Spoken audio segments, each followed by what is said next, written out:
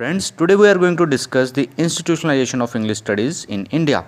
तो दोस्तों, इसमें हम हिस्टोरिकल ओवरव्यू के माध्यम से समझेंगे कि जो इंग्लिश थी उसकी इंडिया में एंट्री कैसे हुई थी। तो इस चैप्टर में हमें बताया जाता है कि 4 फेजेस में हुई थी और हर एक फेज़ का अपना अपना सिग्निफिकेंस है, अपना अपना इंपॉर्टेंस है, यूनिक इंपॉर्टेंस। तो दोस्तों, ये 4 फेजेस थे फ्रॉम 1800 टू 1857, जिसे फर्स्ट फेज़ का नाम दिया गया, and from 1857 to 1880 second phase, and till 1947 third phase, and further 2004 तक जो था वो था फोर्थ फेज़। तो हम वन बाय वन जब इन चारों फेज़ को समझेंगे तो आपको ये समझ में आएगा। फ्रेंड्स, इंपॉर्टेंट क्वेश्चन है, एग्जाम में 20 मार्क्स का ज़रूर पूछा जाता है ऑप्शन में। तो फ्रेंड्स, जो शुरुआती दौर थे उसमें जब इंग्लिश को इंट्रोड्यूस किया गया इंडिया में, तो वो इंडियंस के लिए टोटली न्यू कंसेप्ट था। मान लीजिए आपको कोई भाषा आती नहीं है, तो आपके ऊपर मलयालम कन्नड़ ही हम बोलने लग पड़े तो आपको कैसा लगेगा। तो इसी तरह से इंग्लिश को इंट्रोड्यूस किया गया था एक न्यू कंसेप्ट के रूप में इंडियंस के अंदर। और शुरुआत में it not only broaden their thinking and knowledge but also gave them the new concepts of freedom, equality and individual dignity.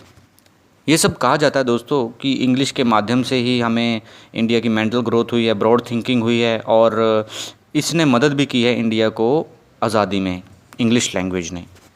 So in early phase, that is first phase 1800 to 1857, जो English थी that language represented a position of power. जो powerful लोग थे, यानी कि अंग्रेजी थे उस समय पावरफुल, उनके हाथ में पावर थी, तो उनकी वो लैंग्वेज थी, तो इसलिए इसे पावरफुल लैंग्वेज था माना जाता था, और ये पोजीशन ऑफ पावर भी थी।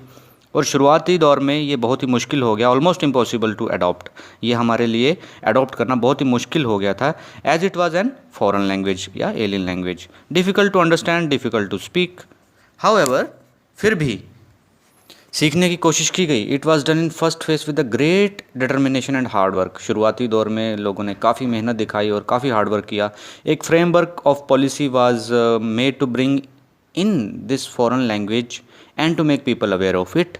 एक फ्रेमवर्क मतलब एक ढांचा भी तैयार किया गया दोस्तों, ताकि इस फॉरेन लैंग्वेज को लोगों को कैसे सिखाया जाए, उस लोगों को कैसे अवेयर किया जाए। तो इंडिया तो बहुत बड़ा था, है ना, हर जगह तो पॉसिबल नहीं था।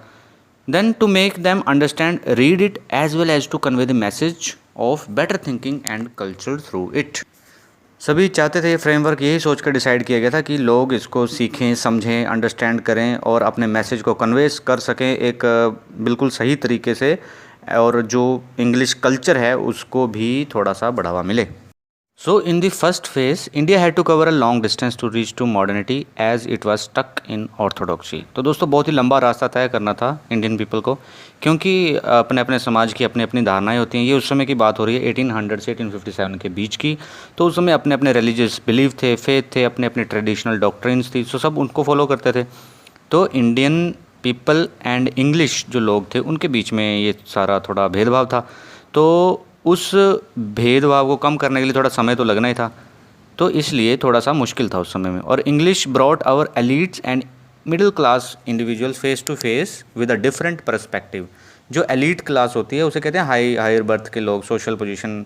आजकल भी देखा जाता है कि जो बड़े बड़े अमीर लोग होते हैं या हाई फाई फैमिलीज़ के होते हैं, वो अपने बच्चों के साथ इंग्लिश में बात करते हैं। तो दोस्तों, इसी तरह से मिडिल क्लास को भी जब इंग्लिश सीखने को मिली, उस समय एक अपॉर्चुनिटी थी उनके पास, तो फेस टू फेस वो डिफरेंट पर्सपेक्टिव, अलग अलग एंगल से उनके फेस टू फेस बातचीत कर सकते थे। तो फर्स्ट फेस ने क्या किया, ज़्यादा से ज़्यादा इंस्पायर किया थिंकर्स को एंड रिफॉर्मर्स को। ठीक है, तो ये याद रखना है आपको फर्स्ट फेज़ के लिए। तो दोस्तों, नेक्स्ट सेकंड फेज़ स्टार्ट होता है 1857 टू 1880। इस फेज़ में क्या होता है, आपको ये याद रखना है कि English affected the ideas and value system of the Indian society largely. ठीक है, with increasing knowledge of English, English की नॉलेज धीरे धीरे बढ़ रही थी लोगों में। एक large number of creative minds जो थे वो डेवलप हो रहे थे, साथ ही साथ वो अपने काउंटर पार्ट्स को इंग्लैंड में देखने की कोशिश कर रहे थे, उनसे सीखने की कोशिश कर रहे थे, और उनको अपना रोल मॉडल बना रहे थे। ठीक है दोस्तों, और उनकी कॉपी भी करने लगे।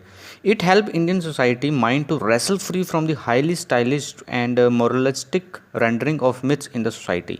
इंडियन सोसाइटी में जो मिथ्स थे, ठीक है ना, एक रूढ़िवादी विचार थे, उनसे भी ऊपर उठने को उनको थोड़ा सा हेल्प होती है माइंड को, क्योंकि उन उलझे हुए थे ना इंडियन, उस समय में इंडियन लोग ऐसा मानते हैं कि उलझे हुए थे, ये ऑर्थोडॉक्स बिहेवियर था उनके अंदर, है ना, पुराने रीति रिवाज, मिथ्स उनके अंदर, रूढ़िवादी विचार। तो उस धारा से उठने का उन्हें थोड़ा सा मौका मिलता है, एंड वो ये समझ जाते हैं कि कुछ रिफॉर्मर्स थे जैसे राजा राम मोहन राय, इनके ऊपर हम अलग से वीडियो बनाएंगे। राम मोहन राय जैसे कुछ रिफॉर्मर्स से तो ऑलरेडी लगे हुए थे कि संस्कृत जो भाषा है उसे हम साइंस या आर्ट्स ये नहीं पढ़ा सकते, तो हमें वो इंग्लिश की मदद से ही आगे पढ़ाई जानी चाहिए और इससे काफ़ी हेल्प मिलेगी हमारी सोसाइटी को। तो इसी तरह के कुछ रिफॉर्मर्स और कुछ meaningful interactions came into existence, उस समय लोग लगे हुए थे।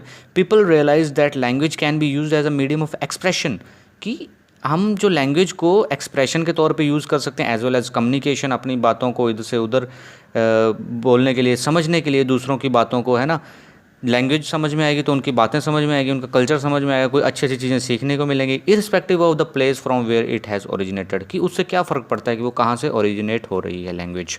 तो इस फेज़ में हमें दोस्तों पता चलता है कि जो इंग्लिश थी वो remain restricted in Indian environment, क्योंकि पूरी तरह से नहीं फैल पाई थी लेकिन कुछ एरिया तक, लिमिटेड एरिया तक रेस्ट्रिक्टेड थी, ठीक है। जैसे बंगाल साइड में ज़्यादा अंग्रेज़ों का आना जाना था तो उस समय उस एरिया में ज़्यादा रेस्ट्रिक्टेड थी ये लैंग्वेज, वहीं तक थी, ज़्यादा फैली नहीं थी। लेकिन इस समय क्या होता है, बहुत सारे क्रिएटिव चीज़ें होती हैं इंग्लिश में, प्रोडक्टिव होता है लिटरेचर जो हमारा उस समय का, ठीक है, सेकंड फेज़ में। तो दोस्तों सेकंड फेज़ में एक इंपॉर्टेंट चीज़ और होती है कि English in India during second phase open a window to western learning.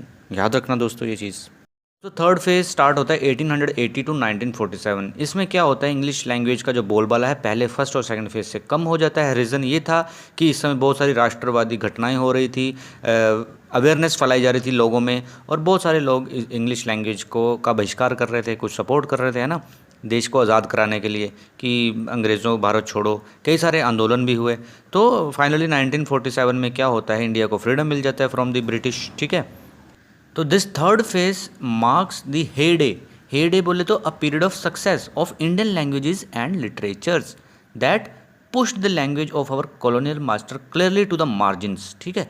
इस समय जो भारतीय भाषाएं थी उनकी जो लिटरेचर थी, जैसे हिंदी, संस्कृत, जो मुंशी प्रेमचंद जी लिखते थे, तो उस तरह की ज़्यादा बोलबाला होने लगा, है ना, और वो ज़्यादा अपना मोमेंट गेन करने लगी in with respect to the English. तो उस लैंग्वेज को बहुत धक्का मिलता है, बहुत ही एकदम ऊपर नीचे हो जाती है, क्योंकि उस समय राष्ट्रवाद विचारधारा पूरी तरह से हमारे अंदर थी, ठीक है। और पोस्ट इंडिपेंडेंस जो आता है वो आता है फोर्थ फेज फ्रॉम 1947 टू 2004, ठीक है। ये बहुत ही प्रॉब्लमेटिक है despite the fact that English has become a part of Indian life and its importance is increasing day by day. Reason यही है कि अंग्रेज़ों ने इतने साल राज किया था, इंग्लिश लैंग्वेज हमारे सोसाइटी में इतनी घुस चुकी थी कि उसको बाहर निकालना आसान नहीं था, और इसलिए फिर से हमारी इंडियन लैंग्वेजेस को थोड़ा धक्का लगता है और इंग्लिश का जो बोलबाला है फिर से बढ़ने लगता है। और आजकल आप सब जानते हैं कि having become a medium of instruction, English has replaced all the Indian languages at school as well as university level. जो हमारा मीडिया है वो भी इससे प्रभावित है। Even in the present scenario people who can't read और speak English feel guilty and conscious. वो अपने आप को डरा सहमा, मतलब गलती महसूस करते हैं, मैंने इंग्लिश क्यों नहीं पढ़ी, और अपने आप को थोड़ा इन्फीरियर मानते हैं, ठीक है। Institutes which teach English are becoming popular day by day, आप सब जानते हैं। Role model of today's youth is similarly dressed English speaking individual, coat pant tie, है ना। तो ये सब चीज़ें इंग्लिश लैंग्वेज की ही देन है। With the spoken English, English writing is also increasing day by day. जितने भी रिसर्च हो रहे हैं, जितने भी कुछ भी स्टडीज़ हो रही हैं, सब इंग्लिश में होती है। इंग्लिश दुनिया में ठीक ठाक बोलबाला है। As English is giving better employment chances also.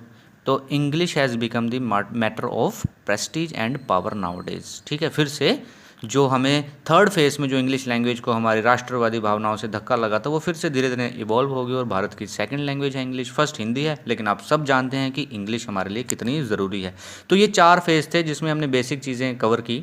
तो दोस्तों ध्यान से सुनना, फर्स्ट एंड सेकंड फेज़ में क्या था, उसमें थोड़ा थोड़ा मतलब फर्स्ट फेज़ में इंट्रोड्यूस की जाती है, फिर सेकंड में उसको एक ग्रोथ मिलती है, ठीक है, और थर्ड फेज़ में धक्का लगता है, लेकिन फोर्थ फेज़ में फिर से इंग्लिश आगे आगे इंडिया के अंदर पूरी तरह से फैल जाती है।